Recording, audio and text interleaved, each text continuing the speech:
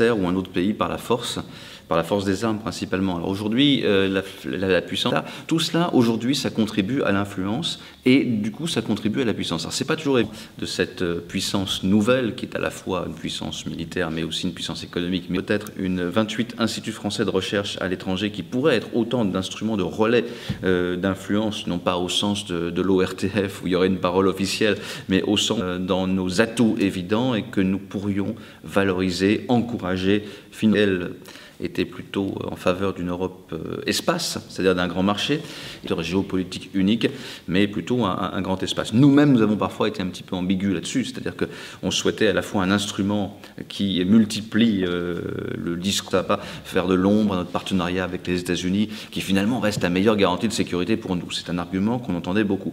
Il y a au moins deux choses qui sont en train de battre en brèche ce dilemme-là de l'Atlantique Nord. Bon, on a en même temps, évidemment, sur le front oriental, pour dire ce que ça va donner, mais il va falloir réinventer tout cela sur des bases totalement nouvelles. Et dans ces cas, peut-être malgré eux, mais assez formidables, de la prise de conscience de la nécessité d'une Europe puissance, ou alors on ne va pas y arriver. C'est-à-dire qu'il va y avoir une cacophonie, tout le monde dira on est conscient qu'il faut le faire,